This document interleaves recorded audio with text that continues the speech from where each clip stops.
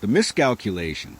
There's a very specific kind of confidence that some young people carry into a confrontation with a uniformed officer at school. A certainty that the badge doesn't really mean anything in this context. That the rules of the street, the rules of the classroom, the rules of what happens between kids, those rules still apply here. That the officer standing in front of them is not really law enforcement, not in the way that matters, just another adult trying to control them, and that they can push back the same way they push back against everything else in their lives. They are wrong, and in every story you are about to hear, they find out exactly how wrong, in real time, on camera, in ways that change the trajectory of their lives permanently. School resource officers, SIOs, as they are known in the field, occupy one of the most uniquely difficult positions in American law enforcement. They are police officers with full arrest authority, assigned to campuses full of minors who are simultaneously going through the most emotionally volatile period of their lives and being handed more and more information from social media, from their peer groups, from a culture that has spent the last decade debating police accountability in increasingly loud terms about why officers should be challenged rather than respected. Most of that tension resolves in hallways and cafeterias and parking lots every single day without incident. The overwhelming majority of school resource officer interactions with students are not arrests, not confrontations, not uses of force. They are conversations, interventions, welfare checks, the quiet, unfilmed work of a trained officer who has chosen, specifically, to build relationships with young people in a school setting rather than anywhere else. But then there are the other days. The days where a student decides that the officer in front of them is a target rather than an authority. Where the logic of a hallway showdown kicks in and overrides every piece of reason that might otherwise apply.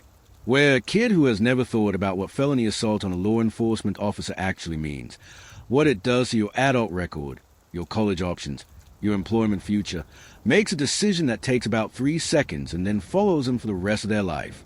Today's episode covers 4 real cases. 4 very different situations. A student in Florida who attacked a school employee over a video game console and ended up in adult prison at 18. A student in California who decided to punch his teacher in front of a school full of witnesses, only to find out that a school resource officer was already moving in from behind.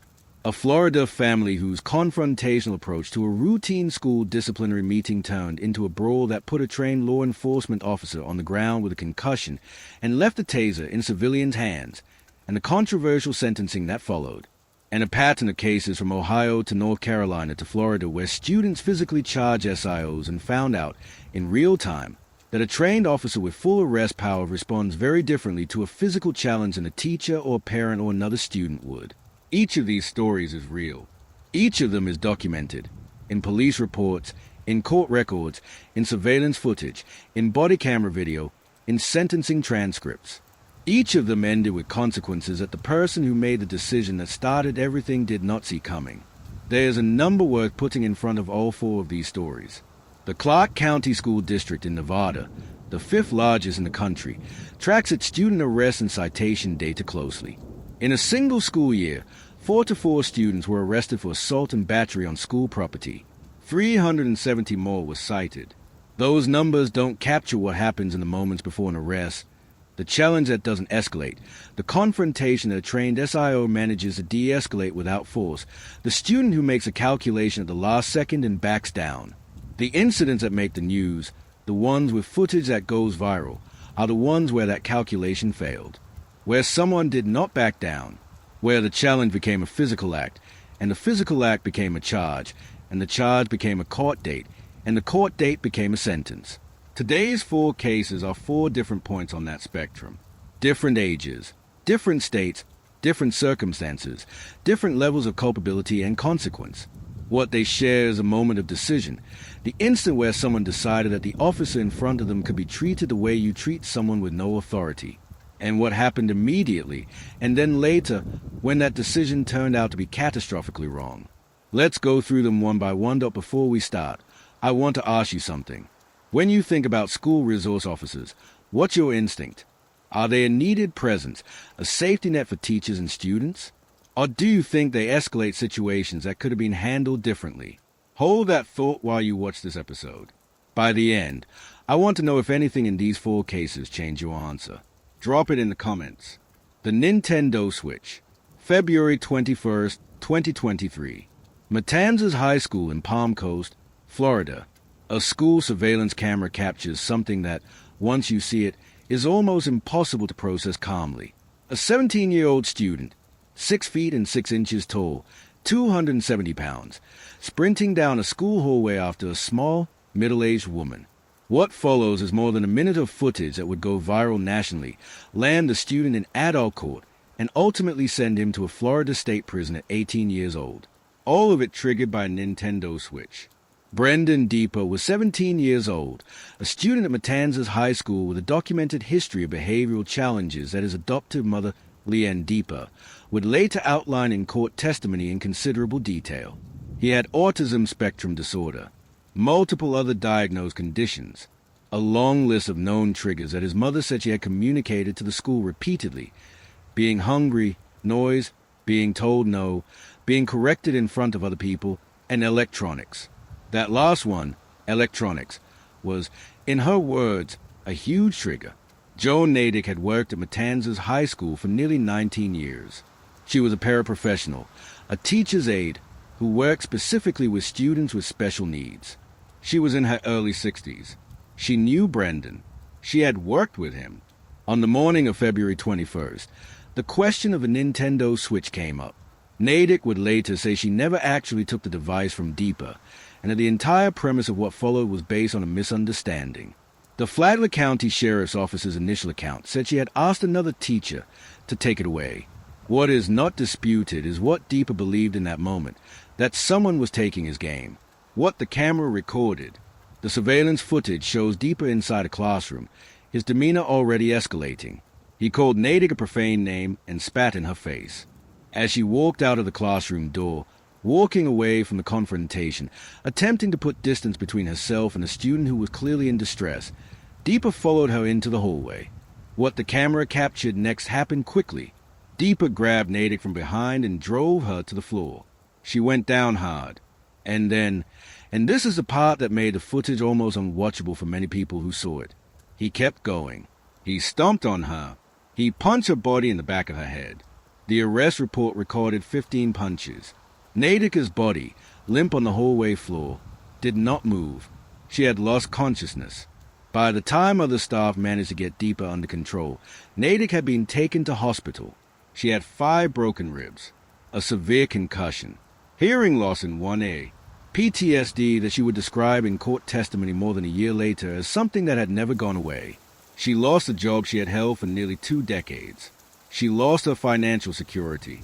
She lost her health insurance. She would tell the sentencing court, "My life will never be what it was before." At 10 o'clock that morning, everything was taken from me. Here's the question I want you to think about for a second.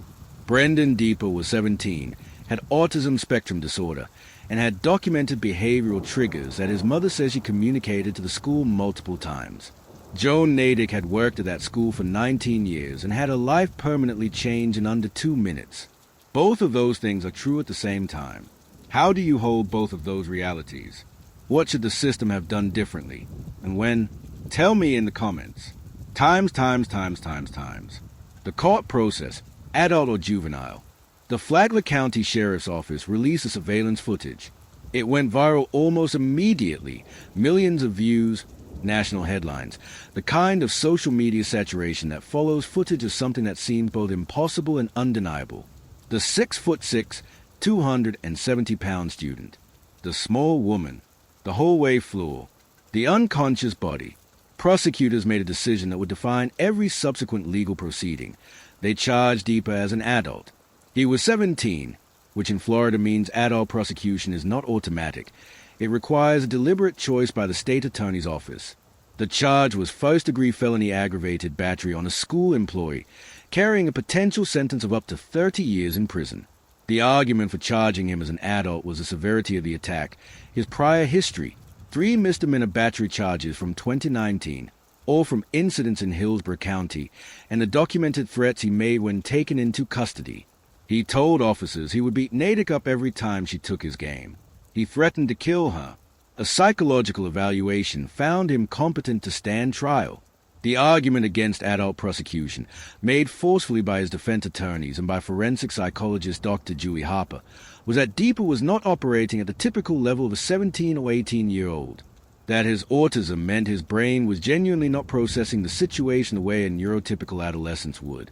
That he was early in treatment and had significant growth still to come. That an adult prison was not equipped to handle a person with his specific needs, and that placing him there would make him more dangerous, not less. His mother was devastated. Leanne Depa had adopted Brendan at 5 months old. She stood before the court and begged the judge not to send her son to prison. She said she believed it would be a death sentence. She pleaded, "I want my son back." A retired special education teacher who had been tutoring Depa in jail said he had seen significant progress and maturation. Even a school resource officer, Brendan, had become close with offered to take an active role in his life post-release if he were placed in the community. The sentence, and what the judge said. Judge Terence Perkins presided over the sentencing hearing on August 6, 2024. He heard from experts on both sides. He heard from Naydich, who told him she had lost everything. He heard from Leanne Depa, begging for her son. He reviewed the psychological evaluations and the prior record and the footage. He said he could not ignore the senseless, extreme violence captured on that video. He sentenced Brendan Depa, now 18, to 5 years in the Florida Department of Corrections as an adult, followed by 15 years of supervised probation. When he was released, he would be placed in a group home in Flagler County. When the sentence was read, Depa dropped his head into his hands. His mother blamed the school district. She said they had failed her son repeatedly by not properly addressing his behavioral needs, that he had been a ticking time bomb and they had known it and done nothing sufficient to prevent the explosion. She filed a lawsuit making those arguments in civil court. Joan Naydich filed a permanent injunction to keep Depa at least 500 feet from her home and her workplace for the rest of his sentence. She also filed to testify at every stage of his future hearings. She has not moved on. She cannot move on. That morning in February 2023 ended one version of her life. Here is what this case forces you to reckon with. The system that was supposed to catch a student with known, documented, serious behavioral triggers before he reached a breaking point did not catch him. The school that employed Joan Naydich for 19 years did not protect her. The legal system that processed the aftermath sent a teenager with autism to an adult state prison because what he did on that video was too severe, too documented, and too consequential for any other outcome to be justifiable. Was that justice? Was that the right call? The court said yes. Many disability advocates said no. Joan Naydich said she just wanted to be safe. She deserved that much. The gym, the joy, and the suplex. Lincoln, California. August 19, 2025. A school gymnasium. A freshman class meeting. Bleachers full of students with their phones already out because in 2025, phones are always out and cameras are always ready. A student and a male staff member are in a confrontation near the gym doors. You can see the staff member trying to guide the student out, not aggressively, a light hand on the arm, the standard de-escalation approach a trained adult in a school setting uses when a teenager is getting worked up. And then you can see exactly what the student thinks of that approach. He shoves the staff member off. He throws a jab, a deliberate aim punch that connects with the adult's jaw. The teacher turns away, beginning to walk off, and the student hits him again from behind. And then again as they move through the doorway. The students in the bleachers are on their feet. Phones are up. Everyone is recording. What nobody in those bleachers, and apparently the student himself, had fully accounted for, the school resource officer was already moving. The SIO intervenes. Lincoln High School sits about 30 miles north of Sacramento in Placer County, California. The Lincoln Police Department has officers assigned to the campus specifically for situations exactly like the one unfolding in that gymnasium on a Tuesday morning in August.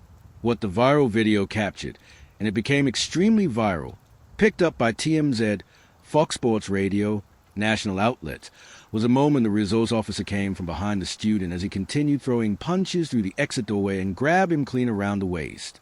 What followed was, in the language of the internet, a suplex.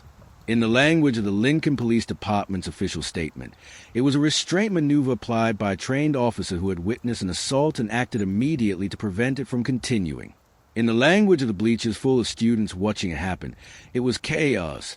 Kids jumping to their feet, gasping, shouting. The student hit the concrete hard. The officer held him there until the situation was secure. Lincoln's chief of police, Matt Alves, spoke to reporters afterward. He said, "I can't tell you how happy I am that we had a school officer on scene.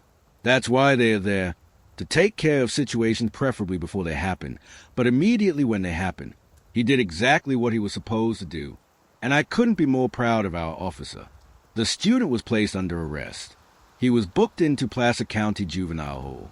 The Western Placer Unified School District issued a statement confirming he would face disciplinary action. The statement was careful to note that the behavior in the video did not reflect the values of respect, responsibility, and kindness that the district upholds, and that actions of this nature are not acceptable at any school. Think about what happened in those 30 seconds. A student decides to physically attack a teacher in front of a gymnasium full of classmates who are filming everything. He does it knowing it's being filmed, or not caring. He threw punches at a teacher who had done nothing more than try to guide him out of a room. What does that tell you about where that student's head was in that moment? What do you think was going through his mind? Drop your take below. Times. The social media context. Why it keeps happening. The Lincoln case is not an isolated incident. It sits inside a pattern that school administrators and law enforcement across the country have been tracking for years and have been increasingly alarmed by. The relationship between social media, the presence of phones in school settings, and the escalation of student violence. Clark County School District Police Lieutenant Brian Zink put it directly in a 2024 interview. Just like everyone else, when I see some of these videos, it's absolutely shocking what kids are willing to do when 1. They don't think they are being watched. Or 2. Maybe they are being watched and they are just doing it for the likes and the shares. The Lincoln student was definitely being watched. The bleachers were full. Phones were recording from the moment the confrontation started. And yet the physical escalation happened anyway. Because the calculus for some young people in some moments has genuinely shifted. The presence of a camera is not a deterrent to acting out. For some, it's an invitation. The audience makes it feel more real, not less. Across the country in 2023 and 2024, schools reported increasing incidents of students not just fighting but actively queuing up fights to be filmed, coordinating the angles, deciding who holds a phone, choosing a location based on lighting and visibility. The fight is the content. The content is the point. And the person in the middle of that content isn't always thinking about the school resource officer who is already watching it happen and who has the full legal authority to respond as if this were happening on any other street in America. Because it is. The school campus is not a legal exception to the assault statutes. Punching a teacher in a school gym is assault, documented on video, witnessed by a law enforcement officer.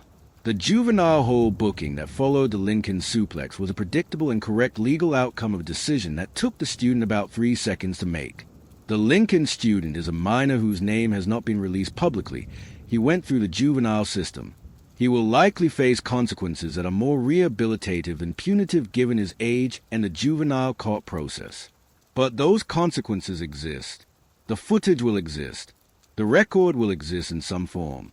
And the moment, him punching a teacher while a gymnasium full of classmates filmed it, and then a school resource officer putting him on the concrete 30 seconds later, that moment is now on the internet permanently. For the rest of his life, that video exists. Whatever lesson he came away with from that Tuesday morning in August, it came at a cost he probably didn't calculate when he decided to throw the first punch. The parents who made it worse. Deltona Middle School, Volusia County, Florida. November 19, 2024. A routine disciplinary meeting. A school resource deputy. A set of parents who came in furious and left in handcuffs. And a sentence, handed down nearly a year later, that made a county sheriff so angry he held a press conference outside the courthouse and called for the judge's removal. This story isn't just about what happened in that hallway. It's about what it revealed when it was over, about the message that gets sent when adults model for their children that law enforcement is optional, confrontational, and something to be attacked when you disagree with the outcome. The sequence started the day before. An 11-year-old boy at Deltona Middle School was accused of shoving a girl. The school resource deputy, Julia Curtin, filed a battery charge against the boy. The following morning, November 19th, 2024, the boy's parents arrived at the school. They were Jorge Rivera, 4 to 6 years old, and his wife Dagmaria Ponte Torino, 4 to 5. They came to challenge the charge. What they were told in the meeting was not what they wanted to hear. Deputy Curtin informed the parents that the other student, the one who had thrown a shoe at their son, which Rivera and Aponte had apparently come in partly to raise, would not be facing charges. The focus of the meeting was their son's behavior, and the charge that had been filed against him was not going away. That is the moment Jorge Rivera became irate. The hallway. Deputy Curtin asked the family to leave.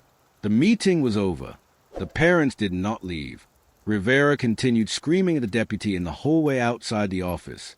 He hurled profanities at her. He used a slur. The school principal, Stephen Hinson, attempted to de-escalate. Curtin remained calm and professional, according to the body camera footage that the Volusia County Sheriff's Office would later release publicly. Then Rivera stuck his finger directly in Curtin's face. She swatted his hand away. A standard response to a potentially threatening physical gesture by a person who has already been told to leave and has continued to escalate. Rivera's wife stepped between them. She pushed Curtin against the wall. Rivera threw a punch. It connected with Curtin's head. She went down. Rivera then bent over the deputy on the ground, at which point the school surveillance camera lost the angle. The precise detail of what happened next off-frame remains disputed. What is documented is that when Curtin was able to get back to her feet, Rivera had her taser in his hand. Deputy Curtin stood up, drew her firearm, and ordered Rivera to drop the taser and get on the ground. He complied. Both Rivera and his wife were taken into custody. The deputy was treated by paramedics at the scene for what was assessed as a possible concussion. She had been punched in the head, knocked to the ground, and had her weapon stolen from her inside a middle school during a routine parent meeting in front of a child. Sheriff Chitwood made a point at his post-arrest press conference that I want to put directly to you.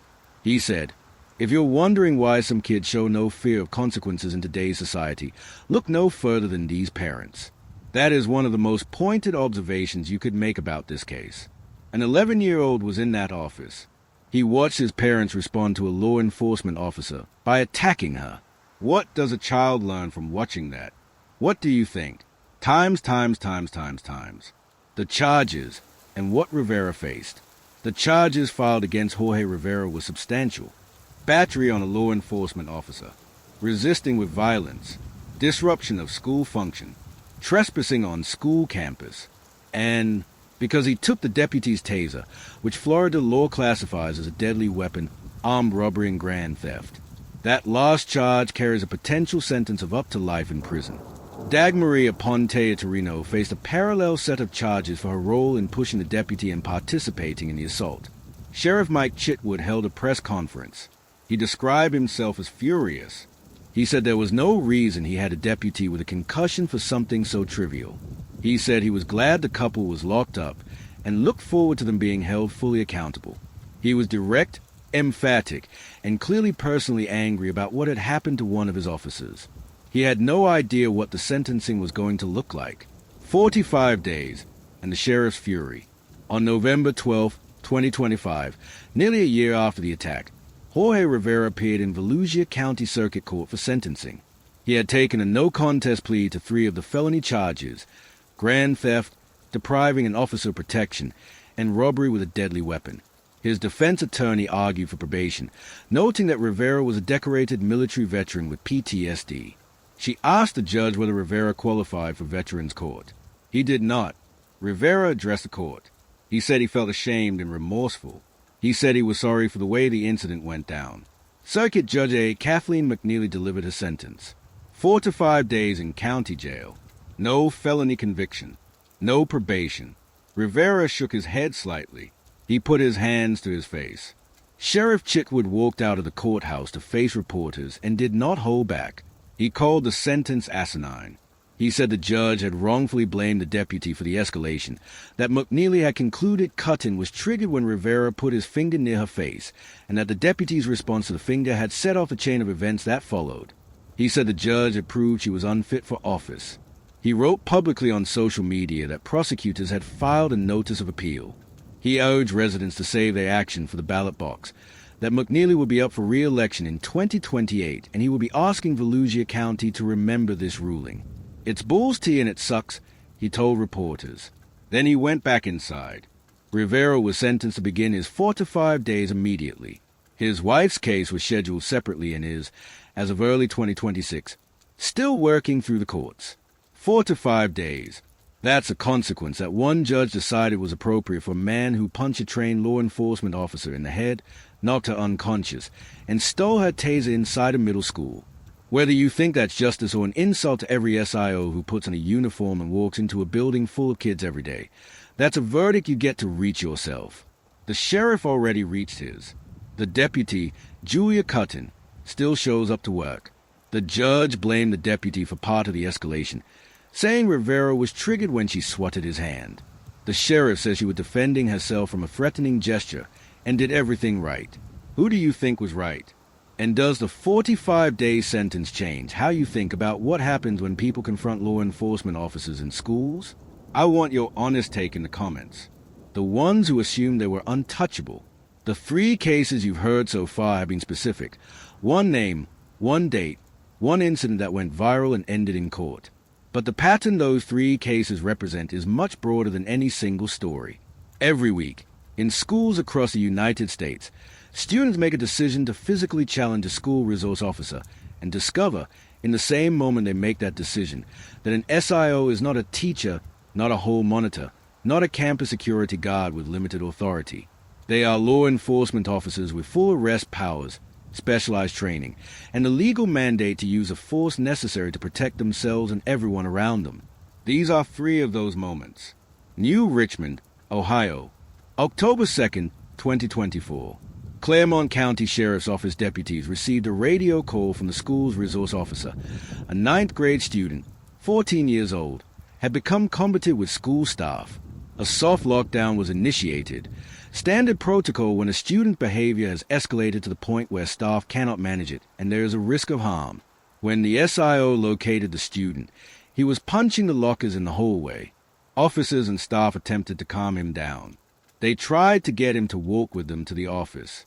According to the Claremont County Sheriff's Office report, while they were still attempting to communicate with him, the student made statements about what he was going to do to the SIO.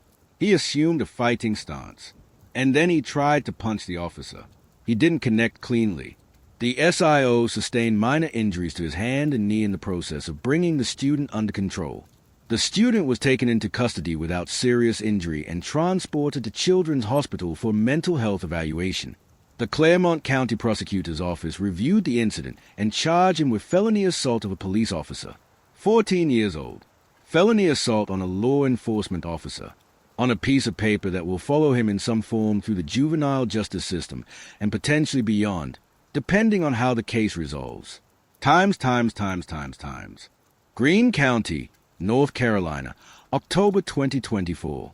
A different scenario, a more contested account, but the same endpoint, a student facing charges after a physical confrontation with a school resource officer. At Greene Central High School in Greene County, North Carolina, a 14-year-old student named Trinia Carr was involved in an altercation with a female SIO in October 2024 that cell phone video captured from multiple angles. The video shows the officer attempting to physically take hold of the student in a school hallway and the student resisting that hold. The footage shows the officer ending up on the ground with her shoe coming off, the student on top of her, before the student walked away. The SIO reached for her pepper spray.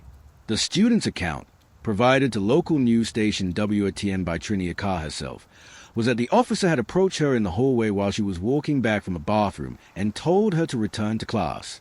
Carr says the officer followed her into the classroom and grabbed her arm without warning. She says she acted in self-defense. The sheriff's office account described the student as having been in a physical altercation with the officer and having assaulted her. A juvenile petition was filed with a North Carolina court charging Carr with disorderly conduct and assault on a government official. Greene Central High School suspended her for 10 days and sent her to an alternative school. The student's mother, speaking to reporters, captured a sentiment that many parents in these situations express, that children are not heard, that the officer's version is automatically believed over the child's, and that the consequences arrive before anyone asks what actually happened. She said she was more afraid of what the adults would do than what her child had done. This is one of the genuine tensions at the center of how school resource officers operate. Most of the cases in this episode are clue-cut. The video documentation makes the sequence of events unambiguous. In the Greene County case, the documentation is genuinely contested. The same footage is being interpreted in two different ways by two different sides. The legal system will eventually sort out which interpretation holds. What is already clear, a 14-year-old girl left that school in handcuffs, and the question of whether that was necessary and proportionate is one that the community is still arguing about. Here's a question worth sitting with. In the cases where the video is clear, Brendan Depa, Lincoln High, the Deltona parents, the legal outcome seems relatively straightforward even if it's debated. But what about cases like Greene County, where the same footage supports two completely different accounts? How much should the benefit of the doubt in a school confrontation favor the officer over the student? I genuinely want to know where you land on this. Tell me below. St. Cloud, Florida, October 2022. October 2022. St. Cloud High School. A fight breaks out between two 14-year-old students. Officer Russell Ball, assigned to St. Cloud High for 12 years at that point, a familiar face to anyone who had been through that school in the previous decade, moves in to break it up. This is what school resource officers do when a fight breaks out. They intervene. They put themselves physically between students who are hitting each other. They use their training and their authority to stop it. A 15-year-old student who was not one of the original combatants grabbed Officer Ball around the torso. The two struggled together on the ground. Bystanders ultimately helped bring the student under control. No injuries reported. The student was taken to the Juvenile Assessment Center in Orlando for processing. He was charged with battery on a law enforcement officer and resisting arrest. This case is quieter than the others in this episode. No viral footage from the takedown itself. No press conferences from an outraged sheriff. No national headlines. Just a 15-year-old who decided, in the middle of a school fight, that grabbing the officer trying to stop it was an option, and a charge sheet that followed him into the juvenile system as a direct result. The St. Cloud case is important precisely because of its ordinariness. This happens. Not occasionally, not rarely. The Clark County School District in Nevada alone recorded 4 to 4 student arrests for assault and battery in a single school year, plus hundreds more citations. What happened in that hallway in St. Cloud in October 2022 is replicated, in variations, in schools across every state every week. The student who thinks the rules of a physical confrontation work the same way whether a law enforcement officer is involved or not. They don't. They have never worked that way. And the paperwork that results from finding that out at 15 follows you in ways that touching another student in a fight doesn't. Battery on a law enforcement officer. Assault on a government official. Felony assault of a police officer. These are not the charges a student gets for fighting in the hallway. They are the charges that reflect a specific legal reality. An officer is not a civilian, and a physical challenge to an officer is not a fight between peers. The system categorizes it differently, punishes it differently, records it differently. The student who doesn't know that finds out. And the finding out has consequences that extend well beyond whatever happened in the hallway or the gym or the cafeteria for the 30 seconds it took for the decision to be made. Chapter 6. What every one of these cases has in common. 4 stories. A student in Florida who attacked a school employee over a video game and is now serving time in an adult prison at 18.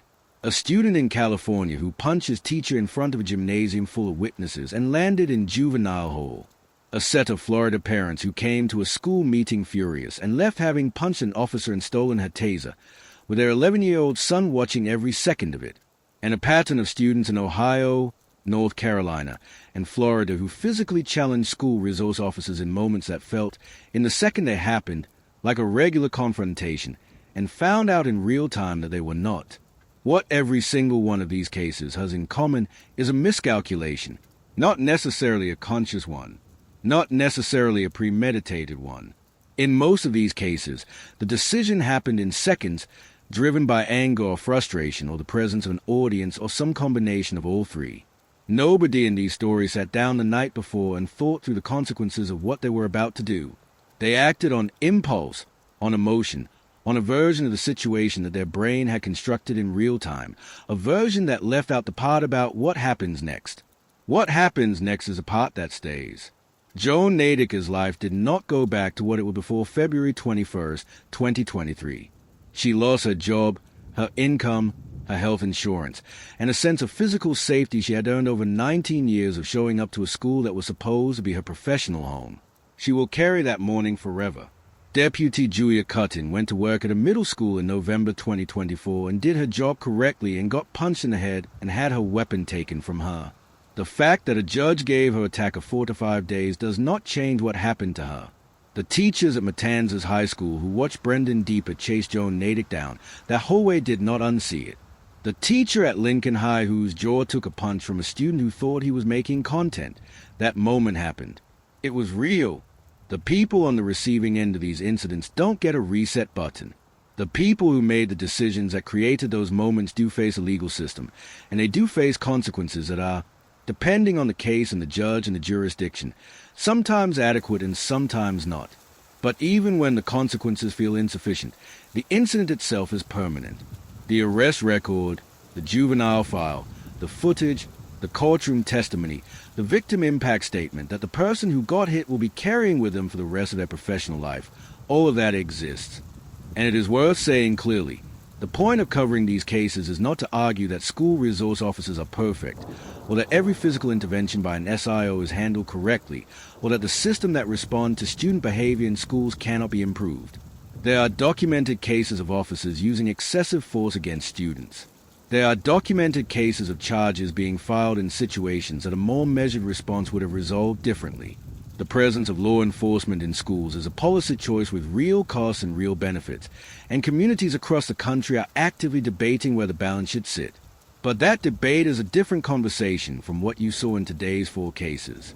The student who charged at an SIO in an Ohio hallway had assumed a fighting stance and announced his intentions before the officer was even touched. The student in California punched his teacher multiple times on camera while a gym full of witnesses recorded it. The Florida parents came to a school meeting, were asked to leave, and attacked the officer who asked them to go. The teacher's aide in Florida had 19 years at that school and lost all of it to a 2-minute attack by a student she was there to help. These are not ambiguous situations where reasonable people can look at the same footage and reach completely different conclusions. They are documented, clear, and serious. And the consequences that followed them were the predictable and appropriate result of decisions that were made in real time, on camera, in front of witnesses who could testify in footage that could not be argued away. Here's my final question for you, and I want a real answer in the comments. We've seen cases in this episode where young people with genuine mental health challenges did something that the system responded to in ways that may not have served them or anyone else well. We've also seen cases of calculated aggression and entitled adults who model contempt for law enforcement to their own children. Where do you think the line is? Between a young person who genuinely couldn't control what they did and one who chose it? And does that line affect what the consequence should be? I'll read every answer. Times. The sheriff's question. Sheriff Mike Chitwood of Volusia County, angry and direct outside the courthouse after the Rivera sentencing, asked the question that sits underneath this entire episode. If you're wondering why some kids show no fear of consequences in today's society, look no further than these parents. It's a sharp line, maybe an oversimplification. The factors that shape a young person's relationship to authority and consequence are complex and cannot all be traced to a single family moment. But there is something real in it. When an 11-year-old boy sits in a school office and watches his parents attack a law enforcement officer, he learns something. When students gather in a gymnasium and watch a peer punch a teacher and see the immediate consequence arrive 30 seconds later in the form of a school resource officer's intervention, they learn something else. When a 17-year-old's attack on a teacher aide goes viral, is prosecuted as an adult, and results in a 5-year prison sentence handed to an 18-year-old in an orange jumpsuit, that is a lesson delivered at a cost that cannot be undone. The school hallway is not a consequence-free zone. The uniform in the school building has the same authority as a uniform on the street. The charge of battery on a law enforcement officer doesn't care whether the officer is in a middle school office or a city intersection. The footage doesn't go away. The record doesn't disappear. And Joan Naydich's life will never be what it was before 10 o'clock on February 21st, 2023. These are the real consequences. This is what they look like. Times. If something in today's 4 cases changed how you think about school resource officers, about consequences, about the gap between what some young people expect to happen and what actually happens, drop it in the comments. If you think any of these cases were handled wrong by the system, the charges, the sentences, the responses, I want to hear that too. These conversations matter. Real cases deserve real engagement. If this episode hit different from what you normally watch, share it with someone who needs to see it. I'll be back with the next one.